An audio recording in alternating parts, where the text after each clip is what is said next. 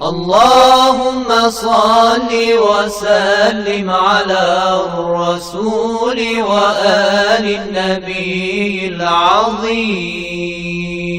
أعوذ بالله من الشيطان الرجيم. بسم الله الرحمن الرحيم. والصلاة والسلام على سيدنا Muhammad وآله الطيبين الطاهرين.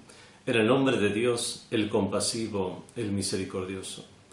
Que las bendiciones de Dios sean con el profeta Muhammad y los inmaculados de su familia. Vamos a comenzar una serie de clases bajo el tema el tafsir, la exégesis del Sagrado Corán y sus métodos. Realmente, cuando uno investiga acerca de los libros escritos en relación a este tema, que es el del tafsir, la exégesis del Sagrado Corán, uno encuentra que muy pocos libros han sido tratados de esta manera como el Sagrado Corán, en lo que se refiere a la cantidad de explicaciones, comentarios que se han elaborado sobre el tema. Podemos decir que es el libro sobre el cual más se ha comentado, ya sea en su totalidad, o sea, comentario o explicación de la totalidad del Sagrado Corán, o exégesis de algunas de sus partes. También hay explicaciones que se han realizado en el orden en el cual se encuentran las aleyas del Sagrado Corán, y también hay exégesis o tafsires que se han realizado de manera temática, o sea, han tomado temas mencionados en el Sagrado Corán a lo largo del Sagrado Corán y los han comentado o explicado. En esta serie de clases vamos a comenzar viendo el vocablo tafsir en el idioma árabe, y un vocablo que se le asocia muchísimo, que es el vocablo ta'wil. Ya veremos cuál es su traducción o el sentido que tiene la palabra ta'wil. Entonces veremos en esta clase lo que es el tafsir, su significado en la lengua, en el idioma, o sea, su significado etimológico y su sentido istilahi, o sea, terminológico. Y de la misma manera haremos con el término ta'wil. Tafsir y ta'wil, bueno, son dos vocablos que se usan muchísimo dentro de lo que son las ciencias islámicas, dentro de los seminarios de ciencias islámicas.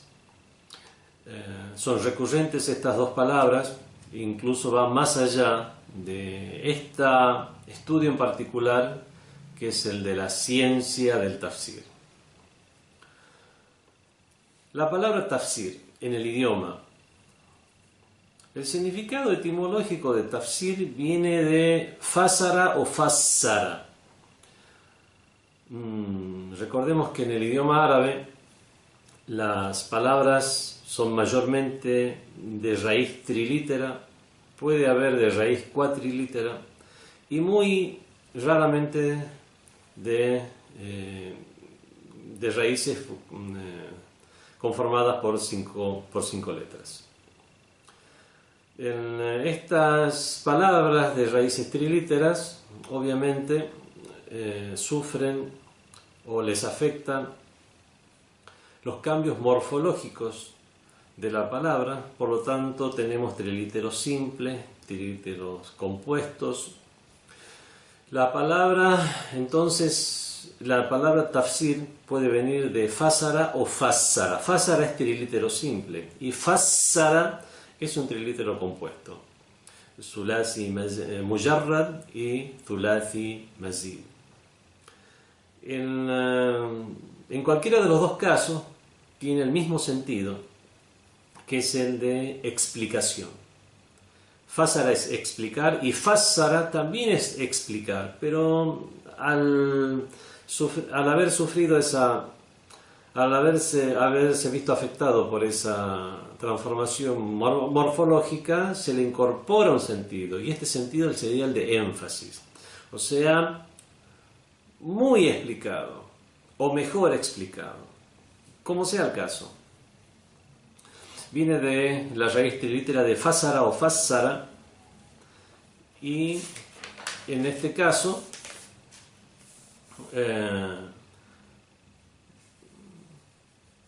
es la mayor parte de los exégetas, los de los mufassirin.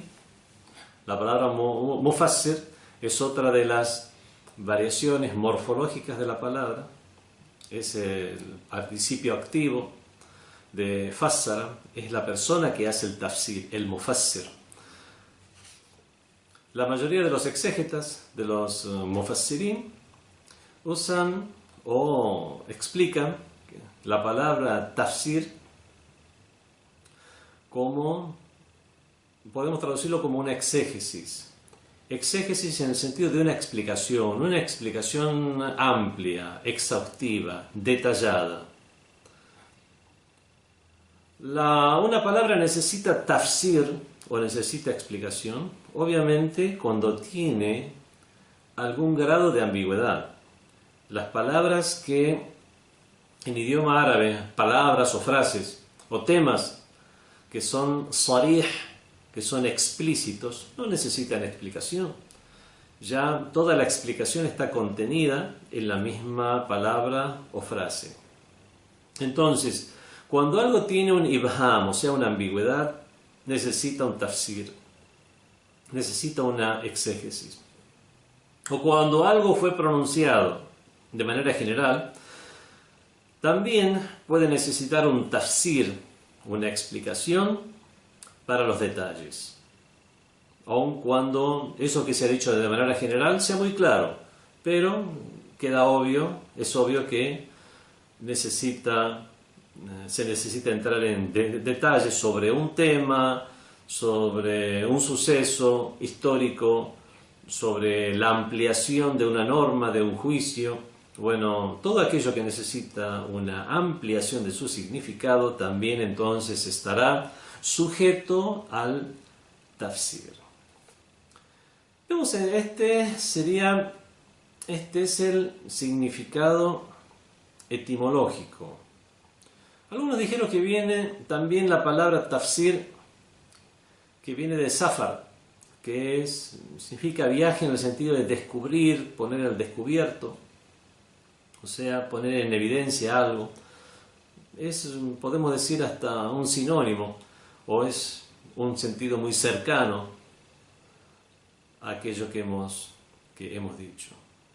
Entonces el tafsir, en cualquier caso, es poner al descubierto el sentido de una palabra, de una frase o de un suceso.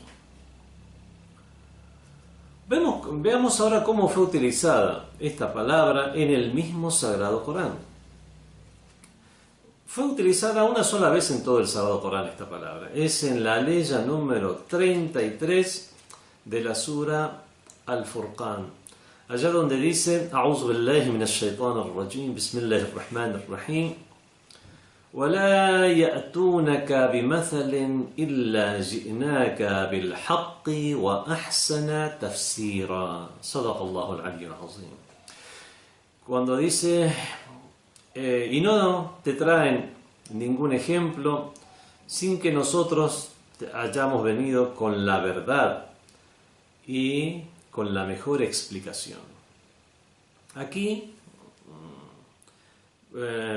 incluso en las diferentes traducciones que se han hecho al castellano del Sagrado Corán, vemos que son similares los sentidos, y eso lo encontramos también en las explicaciones en el idioma árabe, que es el original, y en otros idiomas como el persa, donde vemos que el sentido de haber traído la mejor tafsir es la mejor explicación, la mejor aclaración. Por lo tanto, el sentido con el que es usado en el Sagrado Corán es el mismo sentido que posee en el idioma. Veamos ahora el sentido de tafsir en el istilah, en la terminología. Entre los musulmanes, la palabra tafsir se llama tafsir a la explicación o comentario al Sagrado Corán.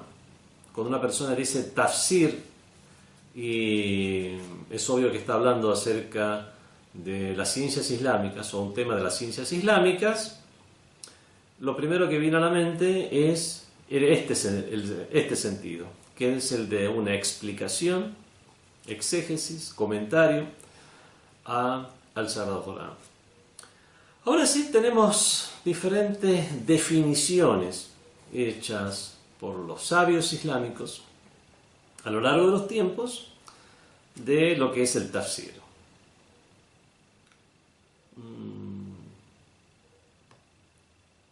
Por ejemplo, el sabio Raghib al-Isfahani define el tafsir de la siguiente manera: التفسير في عرف العلماء كشف معاني القرآن.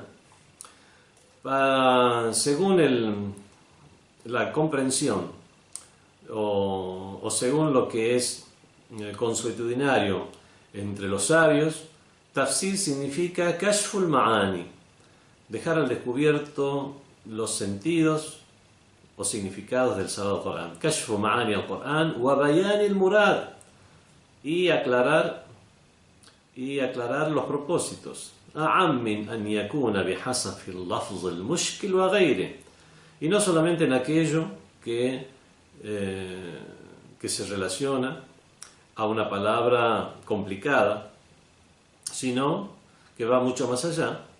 وبحسب المعنى الظاهر وغيره, y tanto en lo que se refiere al sentido aparente como a otro, o sea, al no aparente. ¿Qué es lo que significa esto? Significa que es la explicación no solamente de las frases complicadas, es una explicación no solamente de aquello que fue expresado de manera aparente. Una frase, bueno, estos son estudios de semántica, podemos decir. Una frase puede ser explícita, no deja lugar a dudas, ambigüedad en cuanto a lo que se quiere decir. Puede ser explícita, puede ser, eso es sarija, puede ser zahir o zahira, puede ser aparente. ¿Qué significa que es aparente? O sea que en apariencia tiene este sentido, pudiendo tener otro. Entonces hay que explicar cuál es el sentido aparente y cuál es el otro al cual hace alusión. Una palabra entonces puede ser sarija, explícita, zahir, aparente. Puede ser mubhama, ambigua, en el sentido que puede tener o este sentido o este otro sentido. Uno de los dos sentidos. Por lo tanto, la explicación o el comentario es para explicar los dos sentidos que puede llegar a tener una frase o palabra o suceso. Entonces, lo que dice Raghib al-Isfahani es que el tafsir va más allá de una explicación a una palabra complicada o explicar el sentido aparente. Bueno, ahora comprendemos mejor qué es lo que quiso decir Raghib al-Isfahani con va más allá de explicar solo el sentido aparente. Otros han definido la ciencia del tafsir de la siguiente manera, como ilmu nuzul al-ayat, es la ciencia de conocer la revelación de las aleyas, la causa de la revelación de las aleyas, wa shu'uniha, y los asuntos pertinentes, wa qasisiha wal asbab an-nazila fiha, y conocer también todos los relatos que hay en ella, las causas por las cuales fueron reveladas las mismas, thumma tartib mekkiha wa madaniha, y conocer cuáles fueron reveladas en la Meca o en Medina, wa mutashabihiha wa nasikhiha ومحكمها ومتشابهها, saber cuáles son las aleyas determinantes, ومتشابهها, y cuáles son las que son alegóricas, que no tienen el sentido que es expresado es alegoría, que no es un sentido real. وناسخها ومنسوخها, cuáles son aquellas aleyas que son abrogantes, cuáles son las abrogadas. وخاصها وعامها, cuáles aleyas son las particulares y cuáles son generales. ومطلقها ومقيدها, cuáles son dichas de manera absoluta y cuáles son restringidas a algo en particular. ومجملها ومفسرها, y cuáles son aquellas que se refieren a algo de manera global o a algo de manera detallada. وحلالها وحرامها, cuáles indican aquello que es obligatorio o aquello que es prohibido. ووعدها ووعيدها, cuáles son aquellas que hablan acerca de la promesa de recompensa en el más allá, el wa'd o el wa'id, y cuáles son las que hablan de la conminación o la advertencia de castigo. وأمرها ونهيها, cuáles son las aleyas que tienen una orden, que tiene el sentido de orden, ونهيها, o de prohibición. وغيرها, y así otras, وأمثالها, y otras semejantes o afines. Vemos que, bueno, esta definición es una definición muy larga que extiende mucho cuáles son los alcances de lo que es el tafsir o la exégesis del Sagrado Corán. Y obviamente para comprender todo esto hay que dominar muchas ciencias del idioma árabe, estudios del idioma árabe, estudios de historia, crónica, de la revelación del Sagrado Corán, también jurisprudencia, y así también muchos otros temas pertinentes. El sabio Abu Hayyan, en su libro Al-Bahr al-Muhit, nos dice que el tafsir es علم يبحث فيه عن كيفية النطق بألفاظ القرآن. Es la ciencia en la cual se estudia la forma en que se pronuncian los vocablos o las expresiones del Sagrado Corán. ومدلولاتها, y cuál es el sentido que tienen. وأحكامها al-afradiyya wa al-tarkibiyya, y cuáles son sus normas de carácter individual, como aquellas que son compuestas. Wa ma'aniha, y cuáles son sus sentidos, allati tuhmal alayha, cuáles son los sentidos que puede llegar a aplicarse en ellas, halat tarkib, cuando son compuestas.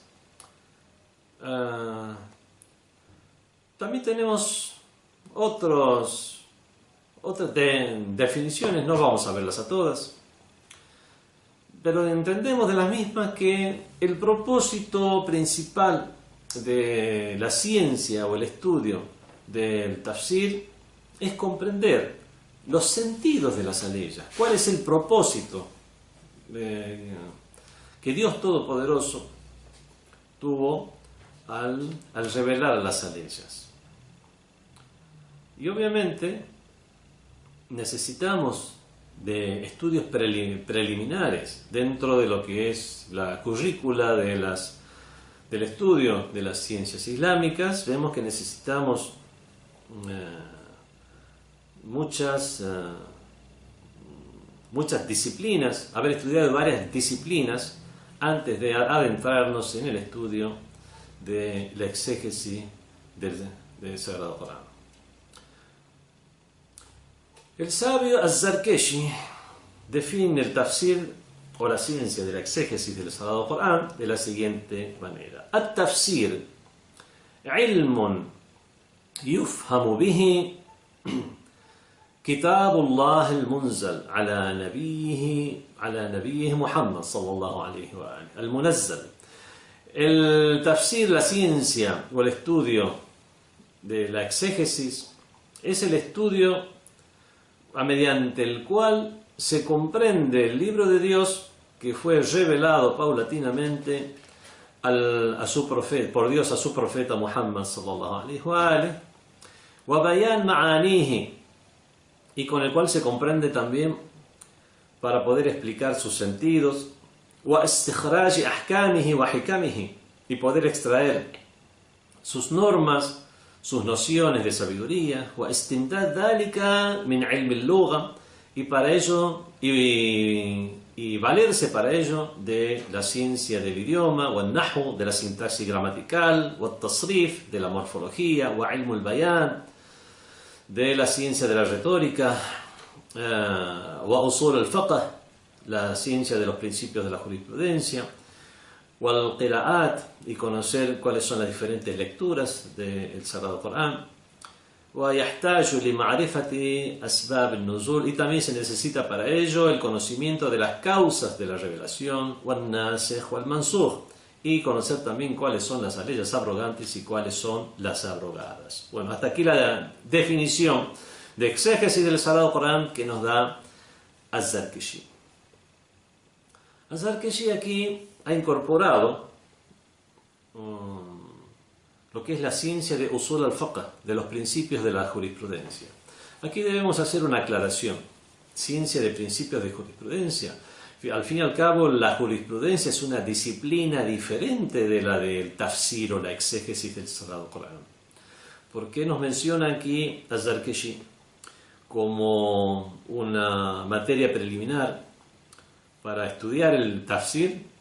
Usul al-fiqh, principios de jurisprudencia. Esta materia, usul al-fiqh, se denomina de esta manera usul al-fiqh o principios de jurisprudencia porque fue elaborada, fue tomando forma a lo largo de los siglos dentro de las diferentes escuelas del Islam, escuelas sunitas, la escuela chiita,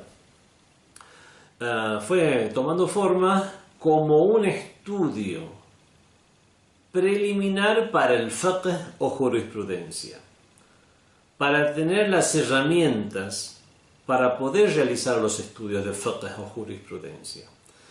Pero podemos decir que no solamente sirve a lo que es la jurisprudencia, porque son estudios relacionados a la semántica, son estudios de lógica, son estudios, son diferentes estudios que nos sirven en todas las ciencias islámicas, que el motivo por el cual fue desarrollado o se desarrolló fue la jurisprudencia. Y es por eso que merecería más ser llamada usul al-ulum al-islamiyya, los principios para el estudio de las ciencias islámicas, pero es conocida como la ciencia de los principios de jurisprudencia. Vemos con todas estas explicaciones que, para resumir todas estas explicaciones, podemos decir que el propósito de la ciencia del tafsir o el estudio del tafsir o exégesis del Sagrado Corán son dos cosas. Primero, dejar en claro, aclarar aquellos casos en los cuales una frase, palabra, expresión tenga algún tipo de ambigüedad, algún tipo de problema en su comprensión. Y eso en primer lugar. Y en segundo lugar, detallar los casos o las cosas que fueron mencionadas en el Sagrado Corán de manera global. Estos serían los dos propósitos generales que se pretende con la ciencia del tafsir. Bueno, con esto terminamos el vocablo tafsir. Veamos ahora el vocablo ta'wil, un vocablo que es tan afín también a esta materia que es la de la exégesis del Sagrado Corán. ¿Qué es el ta'wil? Hay mucho para decir acerca del ta'wil. ¿Qué es lo que significa? ¿Cómo podemos llegar a traducir esta palabra? ¿Existe una traducción o no? Veamos el ta'wil en el idioma. Etimológicamente hablando, el ta'wil viene de la raíz awwala o awala, que para los lingüistas esto significa volver a lo inicial. La palabra awwal en árabe significa primero. volver a lo inicial, volver al inicio. El sabio Ahmad ibn Faris, fallecido en el año 395 de la Égira lunar, en su libro Mu'jam Maqayis al-Lugha, el compendio de Maqayis al-Lugha, podemos traducirlo como las diferentes ejemplos o modelos del idioma. Los Maqayis son los modelos de los verbos, los modelos de las palabras, las diferentes formas que en la morfología puede llegar a adoptar una palabra. Eso se llama el Maqayis, así que podemos decir los modelos de la palabra.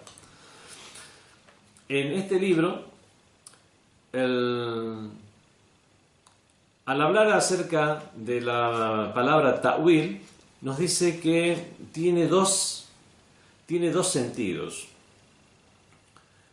Y estos dos sentidos se originan en las dos raíces que puede llegar a tener. Primero, puede provenir de la raíz awala, que es hacer que algo vuelva al principio. Y otras se dice que viene de la raíz al, de ahí viene el ma'al, que es el resultado de algo. ¿Cuál es la consecuencia de algo? Entonces tiene un sentido contrapuesto. El principio de algo o el final de algo. Son sentidos contrapuestos. Tenemos muchas palabras en el idioma árabe que tienen estos sentidos que son contrapuestos. Por ejemplo, la palabra maula.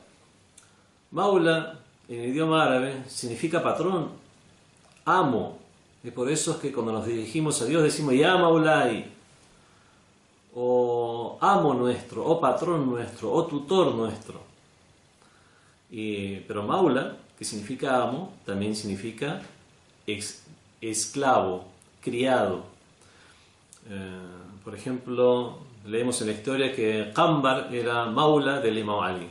No era patrón del Imam Ali, era un criado del Imam Ali. Los mawali, ¿quiénes son los mawali? Incluso hubo una dinastía de sultanes y gobernantes que son los mawali. Bueno, tenemos muchos de aquellos que ingresaron al Islam en las primeras épocas eran llamados los mawali, no eran los patrones. Adquirieron este nombre por haber sido primeramente personas que habían caído prisioneros en las guerras con los otros imperios de la época y que después se hicieron musulmanes.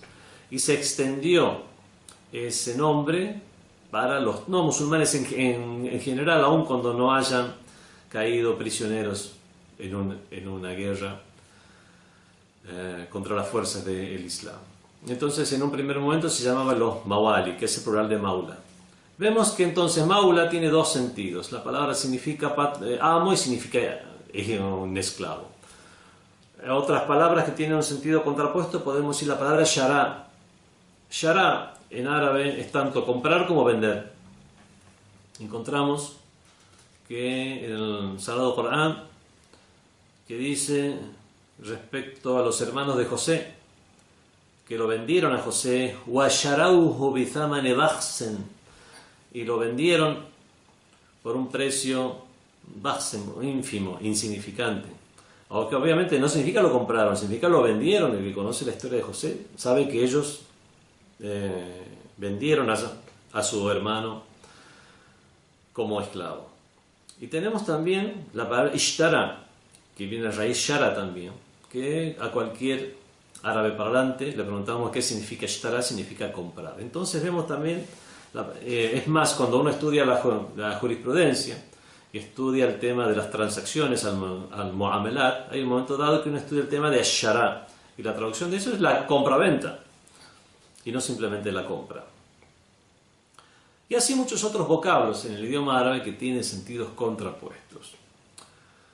Bueno, y esta contraposición, en el caso de la palabra ta'wil proviene de los dos posibles sentidos o posibles orígenes de la palabra.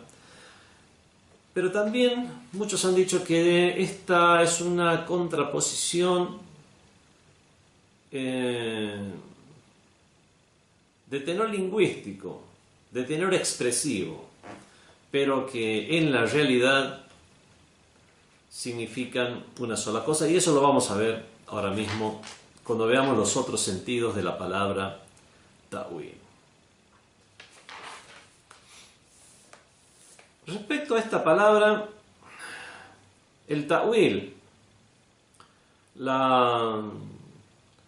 en el Sagrado Corán fue usado de diferentes maneras. Fue utilizado tanto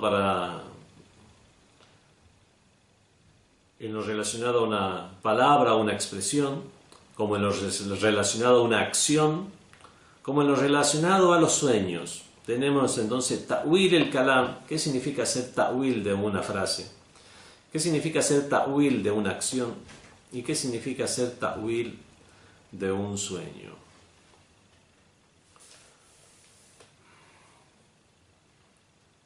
Teniendo en cuenta los dos posibles sentidos de la palabra ta'wil, que una es el volver a los inicios, en el sentido cuál es el propósito inicial, o el ma'al o el resultado, puede tener los dos sentidos de propósito inicial o resultado propuesto, o concreción de algo o verificación de algo. Entonces, puede tener el sentido de propósito inicial y el sentido en aparentemente contrapuesto, que es el del resultado propuesto, la concreción o la verificación de algo. Teniendo en cuenta estos dos sentidos de la palabra ta'wil, y en los tres casos en los que se ha mencionado la palabra ta'wil en el Sagrado Corán, que son la expresión, la acción y los sueños, le aplicamos los dos sentidos a cada uno, nos queda 6 sentidos. Uno, el propósito inicial de una frase, el resultado propuesto de una frase o procurado. 2, el propósito inicial de una acción, o puede ser la verificación de una acción o concreción de esa misma acción. Y 3, el propósito de un sueño o la verificación de ese sueño.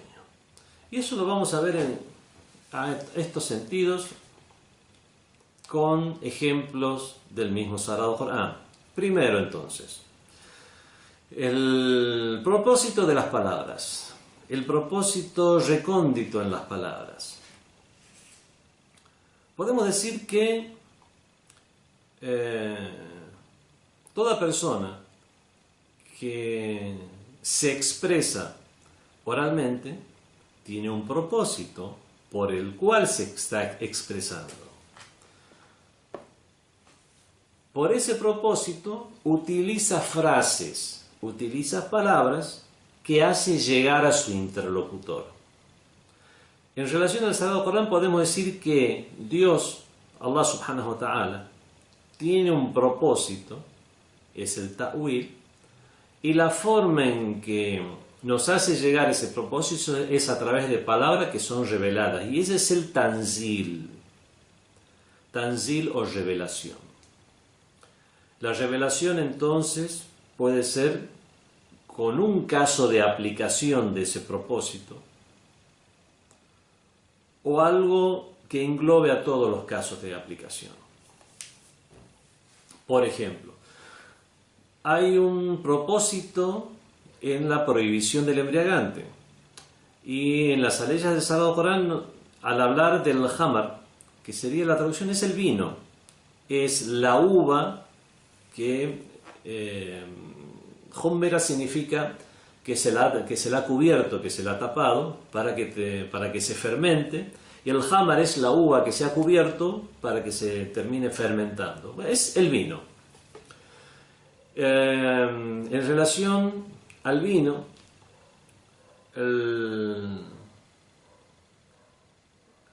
la prohibición del vino fue de manera paulatina hasta que finalmente el Sagrado Corán, al hablar del Hamar, dice fajtanibuh, alejaos o absteneos de ello. Algunos pícaros podían llegar a decir, bueno, se ha prohibido el vino, se ha prohibido el Hamar, no se ha prohibido el Navid, no se ha prohibido la cerveza. Porque se ha prohibido aquello que fermenta de la uva, no aquello que fermenta de la cebada, por ejemplo, el Navid. Y tenemos explicaciones en los hadices, que es la tradición del profeta de Islam, que se llaman hadith mansus al-illa, hadices cuya causa fue explicada. En este caso, nos ha llegado hadices que nos dicen al-hamar haram li'annahu muskir. El hamar o el vino está prohibido li'annahu muskir, porque es embriagante. Entonces, como tenemos al-illa, la causa es mansus al-illa, la causa ya está explícita, y es por eso que toda aquella bebida que sea embriagante le cabe el mismo juicio que es el de la prohibición. Podemos decir que la prohibición del embriagante, el ta'wil de ese juicio es la prohibición del embriagante. El tanzil, la revelación en la ley, está en la prohibición del vino. Eso es lo que han comprendido los interlocutores del Sagrado Corán en su época, en el idioma árabe, en ese momento, pero no podemos decir que el ta'wil sea en esas mismas expresiones o ese mismo caso en particular que es simplemente el vino. Por lo tanto no estarían incluidos la cerveza, el whisky, el vodka, etc. No es así, sino que eso tiene un tafsir y tiene un ta'wil. Ya vamos a seguir. Primero terminamos con el tema lingüístico. Entonces, una aleya con la cual podemos ver que el primero de estos significados, como fueron usados en el Sagrado Corán, que es ta'wil el kalam, en el sentido de el propósito inicial que se tiene en una frase, es la aleya en la cual Dios nos dice, A'udhu billahi minash shaitanir rajim, Huwa alladhi anzala alayka al-kitab. Él, Dios, es quien te ha revelado el libro. Minhu ayatun muhkamat. En él hay aleyas que son determinantes. Hunna ummul kitab. Ellas son la matriz del libro. Wa ukharu mutashabihat. Y hay otras aleyas que son alegóricas. Fa amma alladhina fi qulubihim zayg. En cuanto a aquellos en cuyo corazón hay un extravío, fayattabi'una ma tashabaha minhu. Siguen aquellas aleyas que son alegóricas. Ibtigha al-fitna, procurando la fitna, la sedición, la discordia, hacer problemas. Wa ibtigha ta'wilih, y procuran de esa manera su ta'wil. Wa ma ya'lamu ta'wilahu illa Allah warrasikhuna fil ilm. Pero no conocen su ta'wil sino Dios y los imbuidos en la ciencia. Vemos aquí, nos queda claro, por la forma en que está utilizada, por el contexto de la ley, que ta'wil significa el propósito de las palabras de Dios. Procuran el propósito, pero solamente conocen su propósito, su ta'wil, Dios y los imbuidos en la ciencia. Veamos ahora la ta'wil, el kalam, o hacer ta'wil de una frase en el sentido de el resultado procurado de algo. Y esto lo encontramos en la ley del Sagrado Corán, que nos dice, la ley anterior que habíamos visto estaba en la sura Ali Imran, la sura 3, la ley número 7. Ahora, para ver el ejemplo de ta'wil de una frase como resultado procurado, veamos qué nos dice la aleya que está en la sura Al-A'raf, la sura número 7, en las aleyas 52 a 53. No, leemos. وَلَقَدْ جِئْنَاهُمْ بِكِتَابٍ. Les hemos traído un libro, فَصَّلْنَاهُ, que lo hemos detallado, عَلَى عِلْمٍ, a sabiendas, هُدًى وَرَحْمَةً, que es guía y es misericordia, لِقَوْمٍ يُؤْمِنُونَ, para la gente que cree. هَلْ يَنْظُرُونَ إِلَّا تَأْوِيلَهُ يَوْمَ يَأْتِي تَأْوِيلًا. Y van a ver cuál es su ta'wil el día que llegue su ta'wil. Y se refiere aquí al día del juicio final. ¿Qué significa ver el ta'wil? Y estamos hablando de la gente que cree. O podemos decir que es el sentido o el propósito de las palabras y que únicamente en el día del juicio final los creyentes en ese día van a ver cuál es su ta'wil. Vemos que van a ver el resultado. Aquí significa el resultado. Y esto lo encontramos también en la aleya de la sura Yunus, la sura número 10, en las aleyas 37 a 39, donde leemos: وَمَا كَانَ هَذَا الْقُرْآنُ أَنْ يُفْتَرَى مِنْ دُونِ اللَّهِ. Y este Corán no puede haber sido inventado fuera de Dios, وَلَكِنْ تَصْدِيقَ الَّذِي بَيْنَ يَدَيْهِ, sino que es una verificación de aquello que está entre las manos. وَتَفْصِيلِ الْكِتَابِ, y es una explicación o detallamiento del libro, لَا رَيْبَ فِيهِ, de un libro que es indubitable, min rabbil alamin, que procede del Señor del universo. Am yaquluna iftarah, algunos dicen lo ha inventado. Qul, di, fa'tu bi suratin mithlihi, traed una sura semejante, o sea, un pequeño capítulo del Sagrado Corán. Wad'u man istata'tum min dunillah, e invocad, procurad la ayuda de quien podáis fuera de Dios, in kuntum sadiqin, si es que sois veraces. Bal kadzabu, pero desmintieron, bima lam yuhitu bi'ilmihi, desmintieron aquello sobre lo cual no tenían conocimiento. Walamma ya'tihim ta'wilu, siendo que no les ha llegado todavía su ta'wil. Bueno, en esta ley también vemos que cuando dice y todavía no les ha llegado su ta'wil, vemos que por el contexto de la ley entendemos que ta'wil aquí también significa el resultado procurado o las consecuencias o la concreción o verificación de las expresiones o de las verdades y realidades.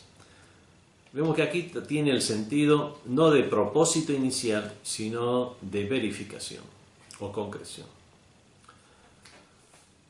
Veamos ahora al ta'wil de una acción, en el sentido del propósito de una acción. Cuando hablamos del propósito que una persona tiene de una acción, no estamos hablando de la acción misma. Imaginemos a alguien que está en un camino y que quiere desviar a otros. Llegamos a una intersección, a un cruce de caminos, y hay unas indicaciones, una flecha, que indica hacia dónde hay que dirigirse para ir a tal lugar y a dónde hay que dirigirse para otro lugar. Y hay una persona que lo que hace, su acción es cambiar la orientación de estas flechas o estas indicaciones. La acción de él fue cambiar las flechas, pero el propósito que tuvo al cambiar la flecha es el de engañar, el de perpetrar un mal acto, una artimaña. Entonces el acto en sí no es una artimaña, el acto es cambiar la flecha. El propósito del acto es la artimaña, el propósito del acto es el malo. es lo que está mal. Entonces vemos que nos ha llegado en el Sagrado Corán la palabra ta'wil respecto a una acción como el propósito de una acción. Y esto lo encontramos en la Sura Al-Kahf.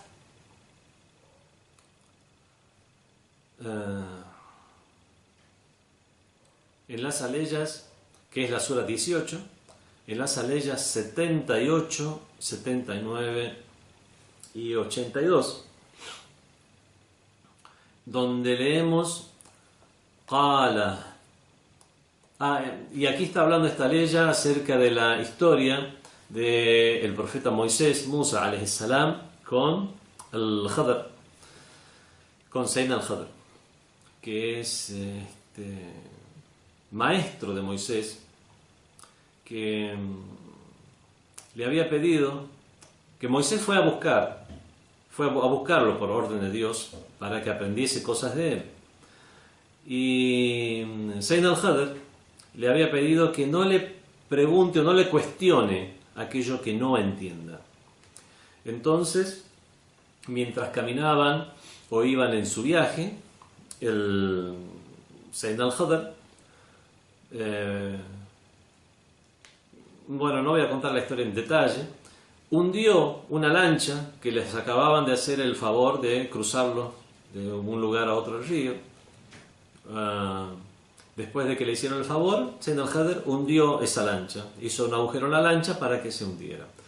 Bueno, y Sayyidina Musa, Moisés, con él sea la paz, cuestionó: ¿por qué hiciste eso? ¿Nos acaban de hacer el favor? Otra fue que mató a un jovencito en un lugar. Y otra fue que después de pasar por un pueblo donde les negaron alimento, antes de salir de ese lugar o ese pueblo donde les negaron alimento, Sayyidina al-Khadr lo que hizo fue una pared que estaba por caerse, fue componerla para que no se cayera, y arregló esa pared. Entonces, otra vez Moisés alayhi salam lo cuestionó, siendo que Sayyidina al-Khadr le había pedido que no le cuestione. Y vemos que cuando le cuestionó por tercera vez, Sayyidina al-Khadr le dice, y leemos en el Sagrado Corán, Qala, dijo, Hada firaqun bayni wa baynak. Aquí es donde nos separamos.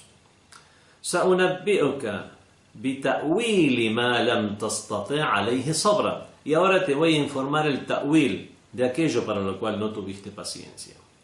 Amma as-safina, en cuanto a la embarcación, fakanat limasakin, era de personas pobres, ya'maluna fil bahr, que trabajaban con la misma en el mar. Fa'aradtu an a'ibaha, pero quise provocarle un defecto. Wa kana wara'uhum malikum ya'khudhu kulla safinatin ghasba, porque atrás nuestro venía, o después nuestro, venía un rey que estaba decomisando, usurpando toda embarcación que encontraba. Entonces, al provocarle ese defectos, o se iba a hundir o iba a estar a medio hundir, iba a pasar el rey, no se la iba a llevar al verla defectuosa, y después simplemente iban a arreglar esa embarcación. Y así también con respecto a las otras acciones que realizó. Vemos que de esta ley y de las otras entendemos que ta'wil aquí, sa'unabbi'uka bi ta'wili ma lam tastati' alayhi sabra, y ahora te voy a informar cuál es el ta'wil que no tuviste paciencia, por lo cual no tuviste paciencia. Aquí significa que te voy a informar del propósito, el propósito de esta acción que yo he realizado. Veamos la palabra ta'wil entonces, ta'wil de una acción en el sentido de concreción de algo o verificación de algo. Esto lo encontramos en la ley que dice: Ya ayyuhalladhina amanu, o creyentes, o vosotros que creéis, ati'u Allah, obedeced a Dios, wa ati'u ar-rasul, y obedeced al mensajero, wa ulil amri minkum, y a los dotados de autoridad de entre vosotros. Fa in tanaza'tum fi shay', si es que discutir respecto a algo, faradduhu ila Allahi wa ar-rasul, referidlo a Dios, referíos en ello a Dios y al mensajero. In kuntum tu'minuna billahi wal yawmil akhir, si es que creéis en Dios y en el último día. Dhalika khair, eso es mejor. Wa ahsanu ta'wila, y es el mejor ta'wil. Significa que si realizan tal acción, que es la acción correcta, eso será el mejor ta'wil. Obviamente aquí no se refiere a un propósito, no se refiere a un sentido. Aquí se refiere a eso tendrá el mejor resultado propuesto. Eso será la mejor concreción de una acción, o la mejor forma en que se verificará su condición de creyentes o la condición de buena acción de tal acción. Vemos que aquí se habla de un resultado. O también la ley que dice wa'awful kaila, y ser justos al dar el peso. Idkiltum, al dar el peso. Wazinu bil qist, y también al dar la medida, y hacerlo con equidad, bil qistas al mustaqim, de una manera recta, con dhalika khair, eso es lo mejor, wa ahsanu ta'wila, y eso es lo que tendrá un mejor ta'wil. Obviamente aquí no se refiere a un propósito, sino a un resultado. Veamos la palabra ta'wil usada en el Sagrado Corán respecto a los sueños. Ta'wil ru'ya, ta'wil de los sueños en el sentido del propósito de un sueño. ¿Cuál es la interpretación de un sueño? Los sueños pueden llegar a ser sueños verídicos, pero en la mayoría de los casos no son así. En la mayoría de los casos son, como el mismo Sagrado Corán nos menciona, son adghasu ahlam, son confusión de sueños. Algunos sueños son verídicos, en el sentido que están conformados con datos que tenemos o que hemos accedido a los mismos de manera espiritual, y con esos datos se ha elaborado el sueño. Ahora hay personas que pueden llegar a interpretar un sueño o conocer su propósito a través de, podemos decir, llegar a recuperar esos datos contenidos en el sueño, que no necesariamente siempre un sueño tal como es soñado tiene esa misma interpretación. Como sea, ahora estamos hablando acerca del sentido de ta'wil al-ru'ya, que tiene el sentido de interpretación del sueño o propósito inicial del sueño, y eso lo encontramos por supuesto en la sura de José. En la sura número 12, en el capítulo número 12, allá en las aleyas, la número 6, después la número 21 y después la número 101, donde encontramos estas tres aleyas. La primera dice: وَكَذَلِكَ يَجْتَبِيكَ رَبُّكَ, y así es como te ha elegido Dios, te ha escogido Dios, وَيُعَلِّمُكَ مِنْ تَأْوِيلِ الْأَحَادِيثِ, y te enseñará o te enseña la interpretación el ta'wil de los sueños. وَكَذَلِكَ, después en la ley número 21 dice: وَكَذَلِكَ مَكَّنَّا لِيُوسُفَ فِي الْأَرْضِ, así es como entronamos o dimos poder a Yusuf, a José en la tierra. وَلِنُعَلِّمَهُ مِنْ تَأْوِيلِ الْأَحَادِيثِ, y para enseñarle el ta'wil de los sueños. Y en la ley número 101 vemos que de boca de mismo José dice: Rabbi qad ataytani min al-mulk, Dios mío, me has dado parte del reino, me has dado el poder. وَعَلَّمْتَنِي مِنْ تَأْوِيلِ الْأَحَادِيثِ, y me has enseñado el ta'wil de los sueños. Aquí también, por el contexto de las aleyas, comprendemos que es la interpretación del sueño, es conocer el propósito de esos sueños. Pero también en el mismo Sagrado Corán encontramos la expresión ta'wil al-ru'ya o ta'wil de los sueños, en el sentido de la verificación del sueño. En la misma sura Yusuf, en el mismo capítulo de José, en la ley número 100, cuando dice después: Porque al principio del capítulo de la sura de José, le cuenta José a su padre, le dice: Inni ra'aytu ahada ashara kawkaban, he visto a 11 astros, wash-shamsa wal-qamara, y he visto al sol y a la luna, ra'aytuhum li sajidin, y los he visto inclinados a mí o prosternados ante mí. Y después en la aleya número 100 se dirige a su padre, después ya de que pasó toda la historia y se encontró con él otra vez en Egipto, se dirige a su padre, a Jacob, y le dice: Hada ta'wilu ru'yaya, este es el ta'wil de mi sueño, min qabl, que tuve antes, qad ja'alaha rabbi haqqan, que Dios ha dispuesto como verdad. O sea, esta es la verificación de mi sueño, sería, no esta es la interpretación de mi sueño, porque es un suceso que ya ha tenido lugar. Aquí tiene el sentido de verificación. Vemos entonces que del vocablo ta'wil es usado en el Sagrado Corán también en sus dos modos, que es tanto el de propósito inicial como el de concreción, verificación o resultado. La palabra ta'wil ha sido materia de discusión entre los sabios del Islam. No vamos a ver la opinión de todos, nos vamos a conformar con la opinión de dos grandes sabios contemporáneos, como son el Allama Tabatabai, Sayyid Muhammad Hussein Tabatabai, rahmatullahi alayh, que Dios tenga compasión de él, autor del famoso libro de exégesis coránica Al-Mizan fi Tafsir al-Qur'an. Al referirse a ta'wil, nos cuenta o nos dice que ta'wil es esa realidad que algo tiene aparejado o algo está cimentado. Y de esta manera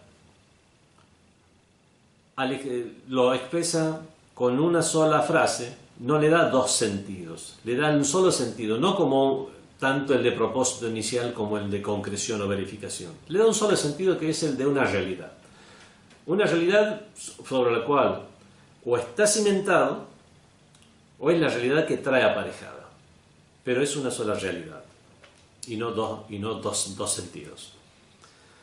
Y en relación a una expresión, a una palabra, puede ser su interpretación, como puede ser también su verificación. Lo mismo con respecto a una acción. En una acción, el ta'wil de una acción es la conveniencia de la misma o el propósito de la misma. Y el ta'wil de un suceso es también o el beneficio que puede llegar a tener un suceso, o el buen final que puede llegar a tener un suceso, y es el propósito por el cual que tiene. Vemos que de esta manera trata el sabio Allama Muhammad Hussein Tabatabai de ya no dar dos sentidos, sino uno mismo, que es esa realidad que está más allá de la frase o del caso de aplicación, que es estrictamente el caso de aplicación al cual se está refiriendo una ley, en este caso del Sagrado Corán. Eso lingüísticamente hablando. Y ta'wil del Corán, el ta'wil del Corán, significaría esas realidades externas que existen, por la cual o a lo cual se dirigen o gira en torno a ello la aleya, el hadiz, el suceso, el sueño, y de esta manera unifica y hace una diferencia entre lo que es una realidad exterior, de diferenciar entre la realidad exterior y lo que es una frase o una acción o un sueño que expresa esa realidad. Por ejemplo, las mismas aleyas del Sagrado Corán son una forma de expresar una realidad, pero no son la realidad misma. Y esto lo podemos comprender de la ley del Sagrado Corán, que dice en la Sura Zukhruf, la Sura 43, en la ley 1 a la ley 4, leemos Hamim, wal kitabil mubin, por las letras Ha, por la letra Mim, wal kitabil mubin, por el libro claro, inna ja'alnahu qur'anan arabiyyan, ciertamente que lo hemos dispuesto como un Corán árabe, la'allakum ta'qilun, para que así lo razonéis. Wa innahu fi ummil kitab, y él mismo se encuentra fi ummil kitab, en la matriz del libro, ladaina, ante nosotros, eso está ante Dios, la aliyun hakim, y es altísimo y es sapientísimo. Vemos que aquello que os fue revelado en la forma de Corán es un Corán árabe y fue revelado de esta manera para que lo razonéis, pero el mismo se encuentra en la realidad en la matriz del libro. O sea, no se encuentra exactamente en el idioma árabe, no se encuentra exactamente porque en el más allá, si hay un idioma es el idioma árabe, como dicen los hadices, pero podemos llegar a comprender que si hubiera sido revelado en China, un libro sagrado, hubiera sido revelado en chino. Fue revelado en arameo el Evangelio, porque Jesús hablaba arameo entre su pueblo, que hablaban el arameo.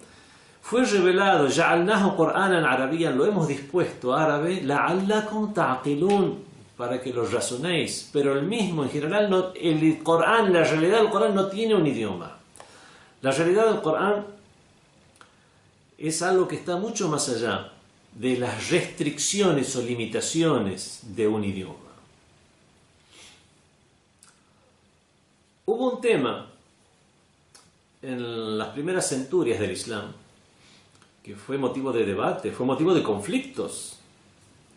Hubo matanzas a causa de este tema, que es adoptar una postura sobre si el Corán es eterno, al ser palabra de Dios, y la palabra de Dios es eterna, o si el Corán fue creado. Estaban los Ahlul Hadith, aquella corriente teológica de Darul Hadith, de Ahlul Hadith, y después su natural desarrollo que tuvo al convertirse en los ash'aritas. Tanto los Ahlul Hadith como los ash'aritas sostienen que el Corán no fue creado. En cambio, los mu'tazilitas, estas son todas escuelas dentro de lo que es el sunnismo. Los mu'tazilitas decían que el Corán es palabra y la palabra fue creada. Por lo tanto, hubo grandes conflictos entre aquellos que sostenían que el Corán no fue creado y aquellos que sostenían que el Corán sí fue creado. Preguntaron a uno de los imames de Ahlul Bayt, y para alejarse de los conflictos hizo la salvedad, no solamente para alejar el conflicto, sino que explicó de la siguiente manera el tema, como para acallar los conflictos y a la vez enseñar a la gente cuál es la realidad del Corán. Si con Sagrado Corán se refieren a estas letras impresas en papel, a estas letras de esta forma que están escritas, obviamente eso es creado, eso es creación. Ahora, si con Sagrado Corán se refieren a la realidad contenida en el conocimiento eterno de Dios, en ese sentido podemos decir que el Corán no ha sido creado. Vemos que con esta respuesta nos deja en claro, si bien con esto solucionó un conflicto el imán, comprendemos también la diferencia que existe entre la realidad de algo y la concreción o verificación o revelación de algo. Con esto podemos llegar a comprender también cómo el ta'wil del Sagrado Corán son esas verdaderas, esas realidades existenciales, una realidad existencial a la cual llamamos Sagrado Corán. Y ese es el ta'wil del Corán. Esa es la opinión de Allama Tabatabai. Otro sabio contemporáneo, como es el fallecido recientemente, hace unos años fallecido, Ayatollah Muhammad Hadi Ma'rifat, conocido también como experto en temas del Sagrado Corán, en su libro Tamhid fi Ulum al-Qur'an, nos da dos significados de ta'wil. Simplifica el asunto, dice: ta'wil con respecto a las aleyas que son alegóricas, que son mutashabih, es darle el aspecto correcto. ¿Cuál es el aspecto correcto de estas aleyas que son alegóricas? Y con respecto a las aleyas que no son mutashabih, que no son alegóricas, sino que se expresan en su sentido real, es ver cuáles son los aspectos ocultos que tiene la aleya. Y esto lo toma del hadith del Imam Ja'far Sadiq alayhi salam, que nos dice: el Corán tiene el Corán y batinun o zahirun, o zahirun o batinun. El Corán tiene un aspecto aparente y tiene un aspecto oculto. Walikulli batinen batin, y cada aspecto oculto tiene a su vez otro aspecto oculto. Y la sab'ati abtunin, hasta 7 niveles. Entonces, si cada ley tiene un aspecto aparente y a su vez tiene un aspecto oculto, conocer ese aspecto oculto de las aleyas, sería en este caso hacer un ta'wil de las aleyas. Esto nos lo explica el Ayatollah, el fallecido Ayatollah Muhammad Hadi Ma'rifat. Y esto es, en resumen, la explicación de cómo se ha usado la palabra ta'wil en el Sagrado Corán. Ahora vemos en la terminología, los sabios islámicos a lo largo de los tiempos, cómo han usado este término. Muchos han considerado que ta'wil es un sinónimo de tafsir. Los dos significan exégesis o interpretación. Tafsir es exégesis o comentario o explicación, y ta'wil es interpretación. Otros dijeron que ta'wil es una tafsir berra'i, o sea, berra'i. Es una interpretación a título personal, lo leemos esto en los libros de antiguos sabios, que awwalahu, o lo ha considerado o lo ha interpretado de esta manera fulano de tal. Considerar que es un ta'wil es la opinión particular de alguien. Se ha usado en los libros islámicos, de estudios islámicos, de la siguiente manera también, como tafsir batini, y esto coincide con lo que dijo el Ayatollah Muhammad Hadi Ma'rifat, que es la explicación oculta de las aleyas. Y otro uso que ha tenido en los libros de estudios de las ciencias islámicas, que el ta'wil es considerar el sentido de mayor peso en una explicación, y eso es el ta'wil. Una palabra, una frase puede tener varias explicaciones. Aquella explicación que tiene mayor peso, se le considera que ese es el ta'wil de la aleya. Eso es como ha sido usado dentro de las ciencias islámicas.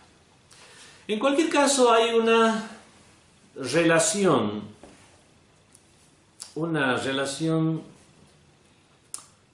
podemos decir, de carácter lógico o racional entre los vocablos tafsir y ta'wil, en el sentido que todo tafsir es un ta'wil, que toda exégesis del Sagrado Corán conlleva un ta'wil, pero no todo ta'wil conlleva una explicación y una exégesis, sino que ta'wil sería un concepto mucho más amplio que el de tafsir. El sentido de ta'wil ha sido las explicaciones que se han dado al respecto han sembrado la polémica a lo largo de los años, pero con estas explicaciones podemos llegar a comprender los diferentes usos y podemos llegar a comprender por qué a veces en las traducciones lo vamos a encontrar como si fuera un sinónimo de tafsir, o a veces como que es el aspecto más oculto, la realidad oculta a la cual se refiere una ley del Sagrado Corán, y otras explicaciones más. Bueno, nos contentamos con esto como introducción para el estudio de lo que es el tafsir y sus métodos en las ciencias islámicas. Wassalamu alaikum wa rahmatullahi wa barakatuh. FatimaTV.es. Si todavía no son miembros de Fátima TV, les explicaré cómo hacerlo. La mejor forma es a través de WhatsApp. Agrega a los contactos de tu celular el número de Fátima TV y envíanos tu nombre por esa misma vía. Nuestro número es +54 938 15 39 07 37.